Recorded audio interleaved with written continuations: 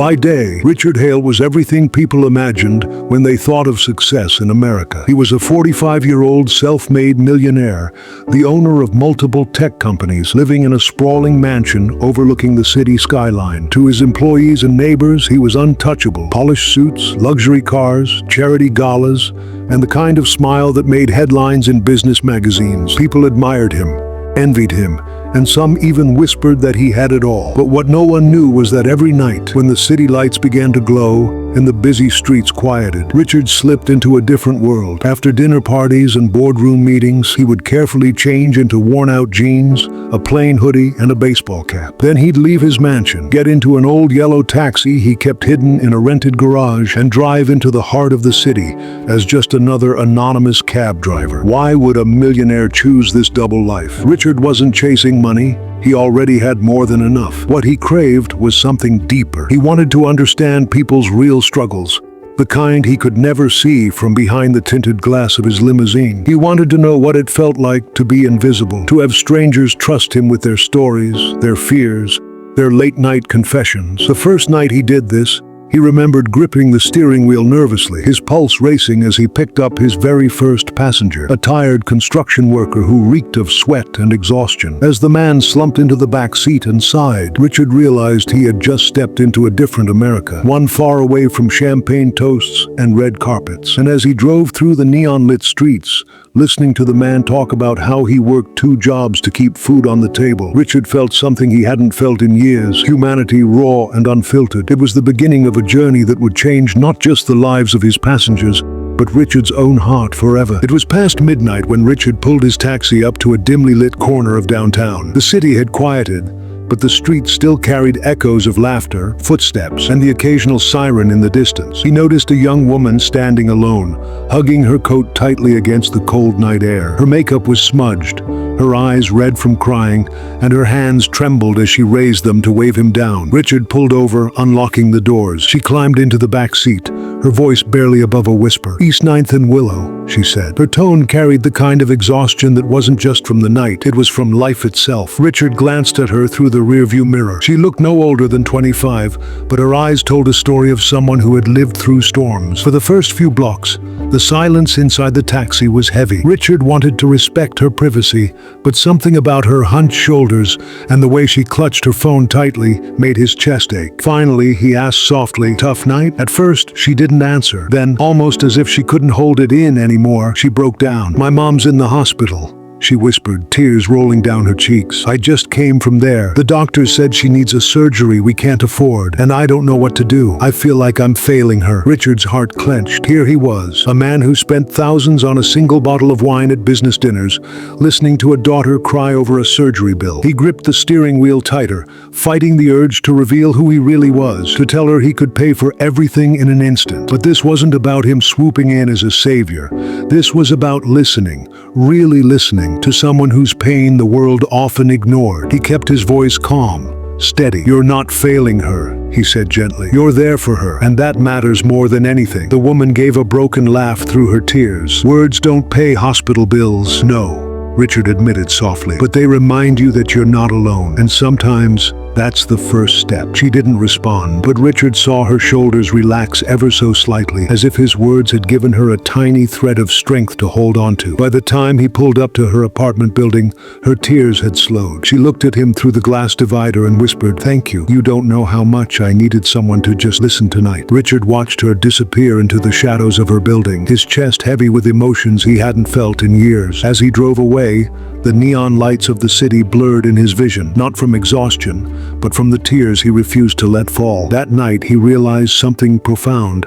His secret taxi life wasn't just about understanding struggles, it was about sharing them, even if only for a few fleeting minutes. And in that moment, Richard Hale, the millionaire everyone admired from afar, felt more human than he had in decades. Richard parked his taxi outside a busy diner that stayed open all night. He sipped on cheap coffee from a styrofoam cup, watching neon lights flicker across the window. For years, his life had been filled with polished boardrooms, champagne galas, and silk ties. But now, sitting in a beat-up cab at 2 a.m., he felt more alive than he ever had. Tonight, the city would teach him lessons no financial report ever could. The first passenger of the night was a middle-aged man in a worn-out construction jacket. His hands were calloused. His clothes smelled of dust and sweat. He slid into the back seat and leaned his head against the window. "Long day?" Richard asked, trying to break the silence. The man chuckled bitterly.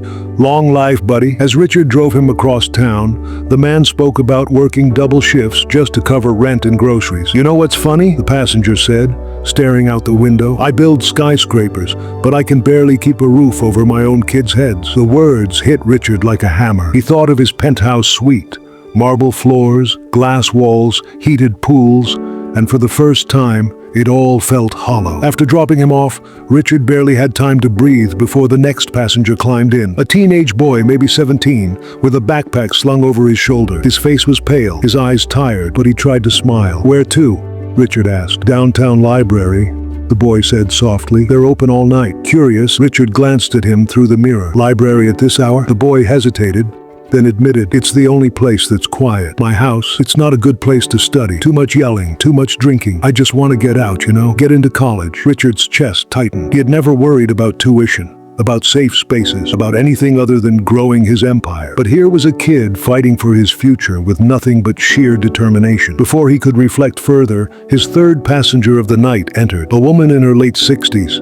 Carrying grocery bags that looked too heavy for her frail frame. She gave him an address across town, and as the car rolled forward, she sighed. "I don't usually take taxis," she said apologetically, "but the bus stopped running, and I can't walk that far anymore." Richard asked about her life, and she opened up in the way people sometimes do with strangers. She lived alone.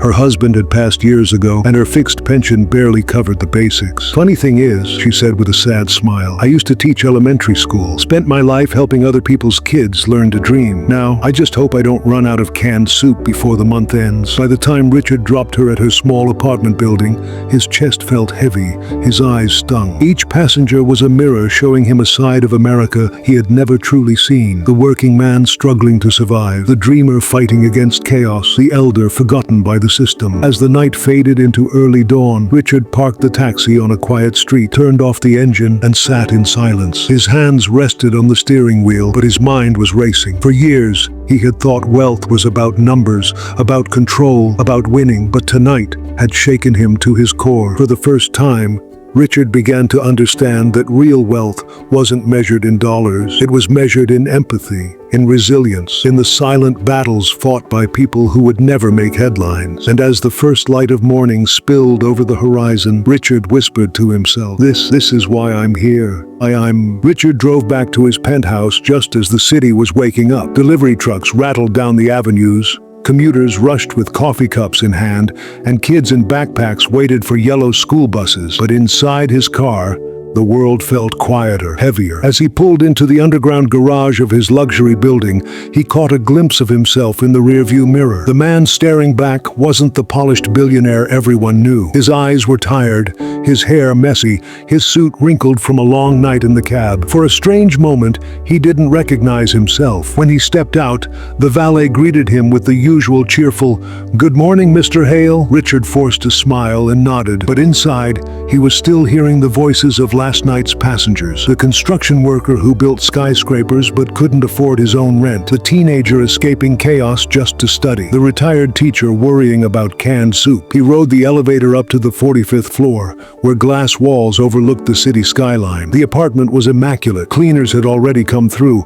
arranging everything to perfection. A table set for breakfast with imported fruit, polished silverware, and a steaming pot of coffee. Yet, instead of comfort, the sight filled him with emptiness. He sat at the dining table, staring out at the rising sun casting a golden glow across Manhattan. All his life, he had chased this view. This penthouse was supposed to be the dream, yet now it felt like a cage. His phone buzzed, his assistant reminding him of a board meeting at 10 a.m. Richard usually thrived in those meetings, commanding the room with confidence, making decisions that shaped markets. But today, he hesitated, because how could he sit in a room of millionaires debating stock prices when he had just looked into the eyes of people who couldn't afford groceries? He wandered into his study, lined with shelves of leather-bound books and awards recognizing his achievements. One plaque in particular caught his eye. Businessman of the Year, 2018. He picked it up, weighed it in his hands, then set it back down slowly. For the first time, he asked himself what was all this for. He thought about the construction workers' cracked hands,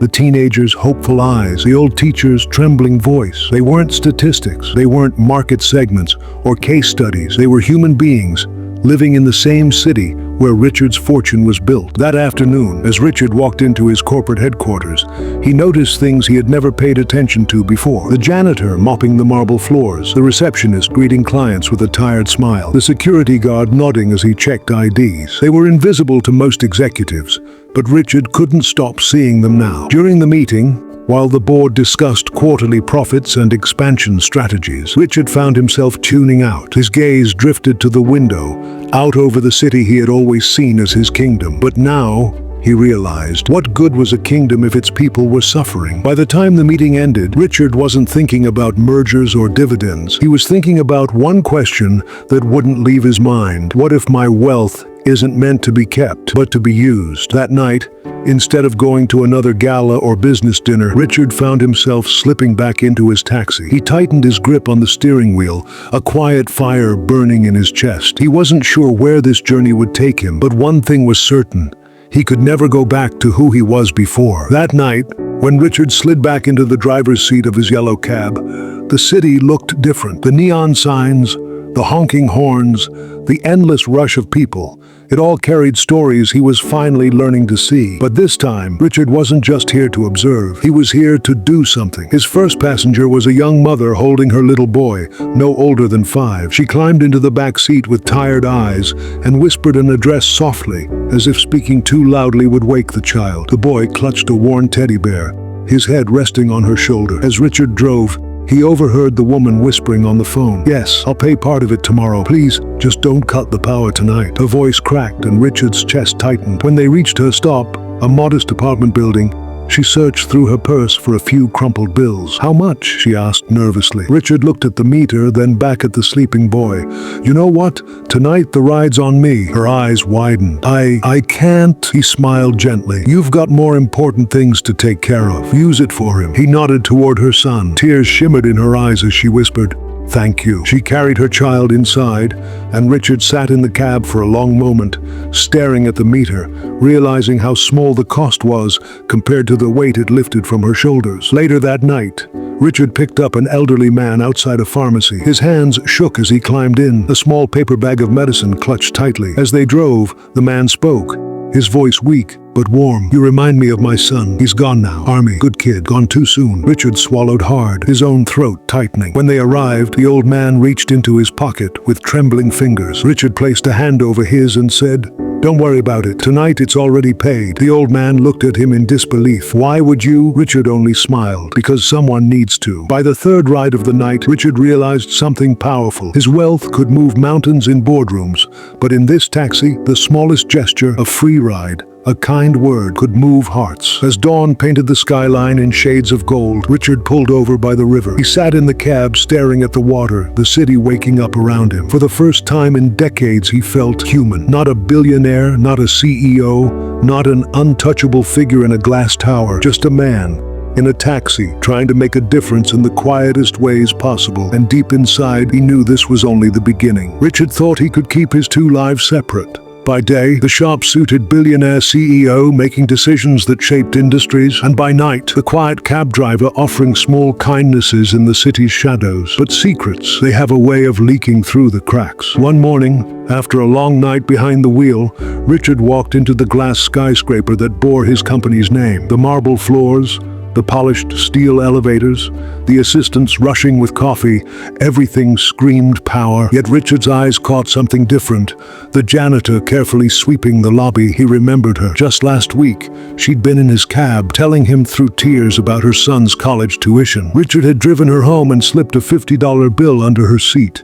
She never knew it was him. Now, in daylight, she smiled politely as he walked past. No idea that the man in the expensive suit was the same one who had eased her burden in the cab. For the first time, Richard felt the walls between his two worlds trembling. That afternoon, during a board meeting, he found himself distracted. Charts and profit margins blurred as he thought about the young mother clutching her son, the elderly veteran with shaking hands. His executives argued about quarterly gains, but Richard heard only the sound of that little boy's quiet breathing in the back of his cab. "Gentlemen," he interrupted suddenly, his voice sharper than usual.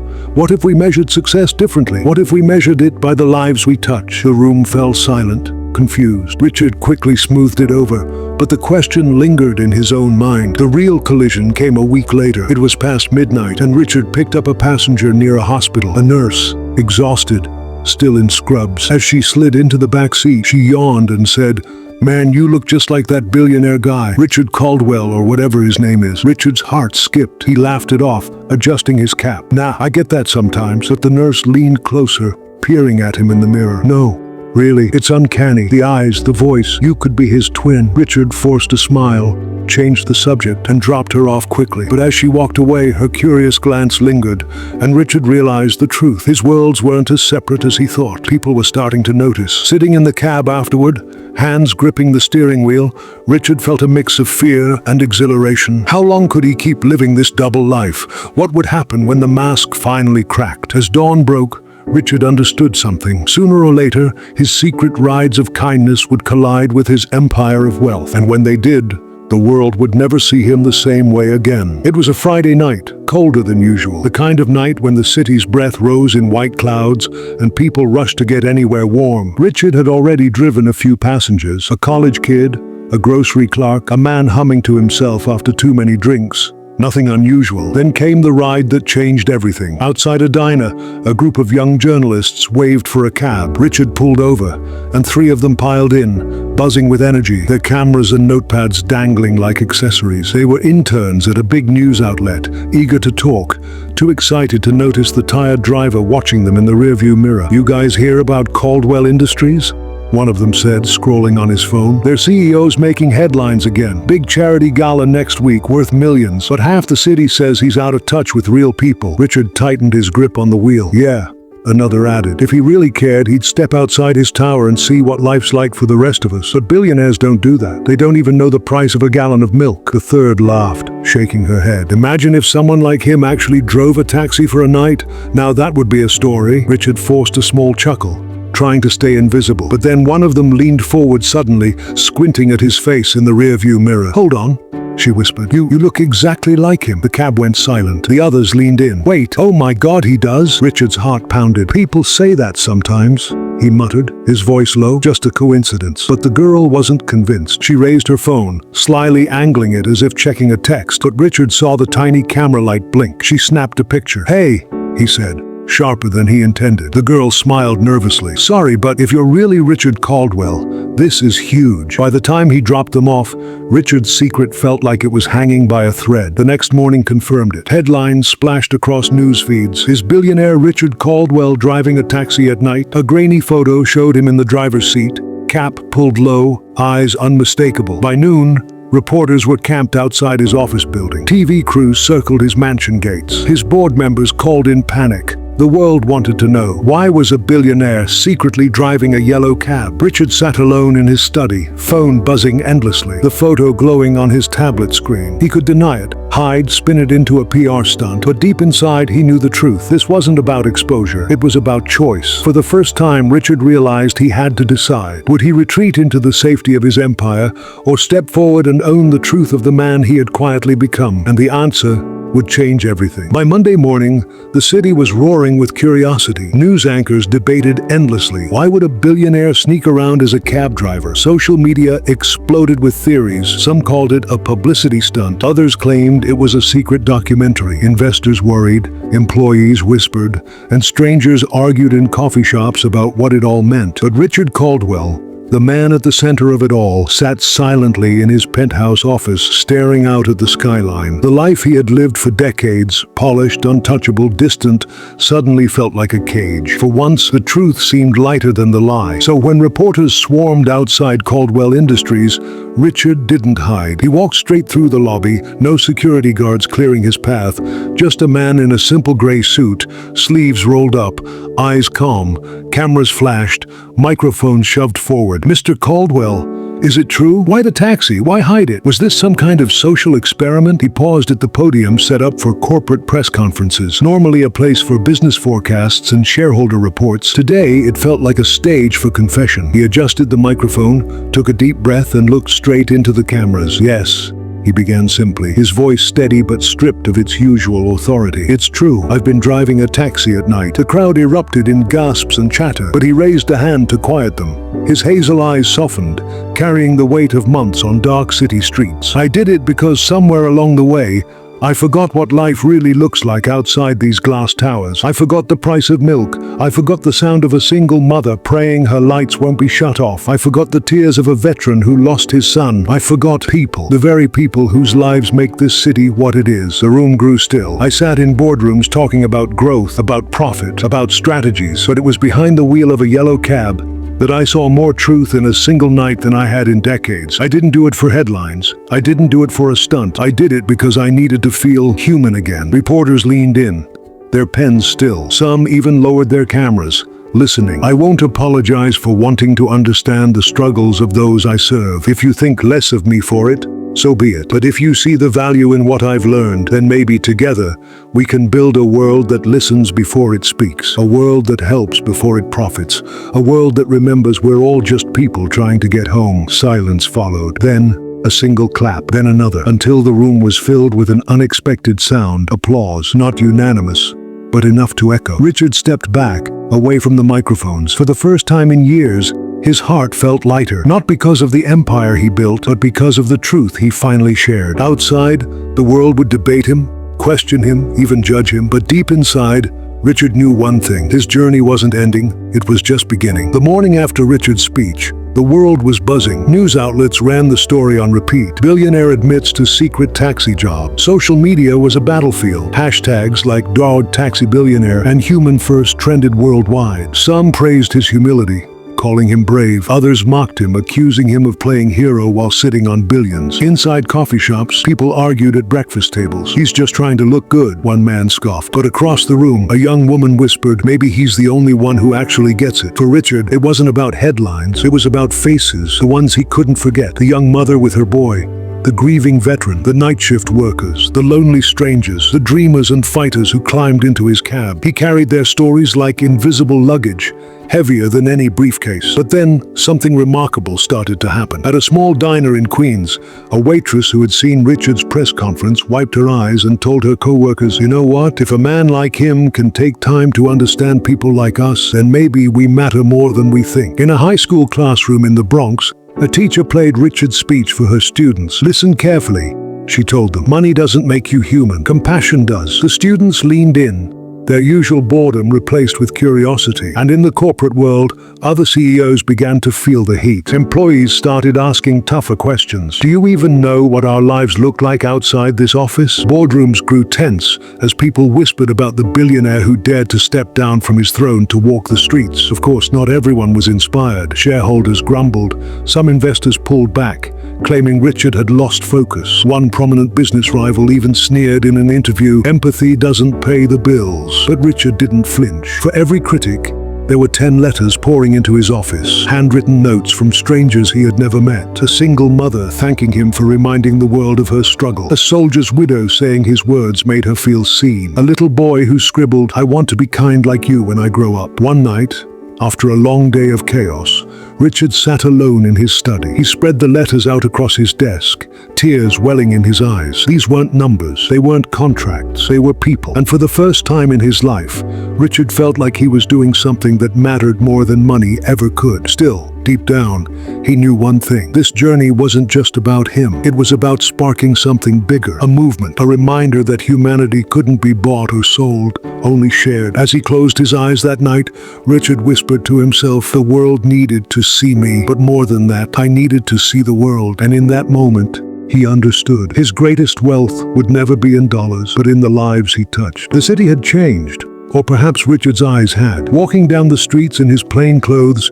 he no longer saw just skyscrapers and traffic lights. He saw stories, faces etched with struggle, resilience, hope, faces that reminded him why he had started driving a taxi in secret. Richard returned to his office that morning, not with a briefcase full of deals, but with a heart full of purpose. He called a meeting with his team. From today forward, he said, his voice calm but firm, our mission isn't just profit. It's people. Our work must touch lives, not just markets. The room went silent. Some executives frowned. Others, quietly inspired, nodded. Richard knew change would take time, but every journey begins with a single step. Later that day, he walked to a small diner where he had met countless passengers over the past months. The waitress behind the counter saw him and smiled warmly. Back again, Mr. Richard? She asked. I always come back, he replied, smiling genuinely. For the first time, the smile wasn't hidden.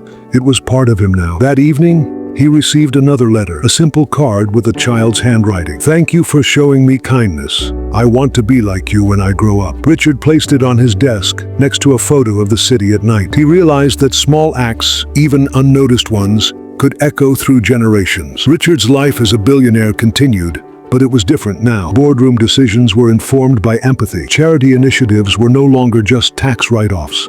They were lifelines. He still drove his taxi occasionally, but now, it wasn't about anonymity. It was about connection, about never forgetting the humanity behind every face. And one quiet night, as the city hummed beneath the stars, Richard stood on a bridge overlooking the river, remembering every passenger, every story, every smile he had witnessed. He whispered softly to himself, this is wealth. This is what matters. From that night forward, Richard became a quiet legend, not because of his fortune, but because he proved that true power lies in compassion, and that even the smallest act of kindness can ripple through the world, changing it forever. True wealth is not measured by money or status, but by the compassion and kindness we show to others. Even small acts of empathy can change lives, create hope, and leave a lasting legacy. Being present, listening, and helping quietly can have a ripple effect far greater than grand gestures or public recognition.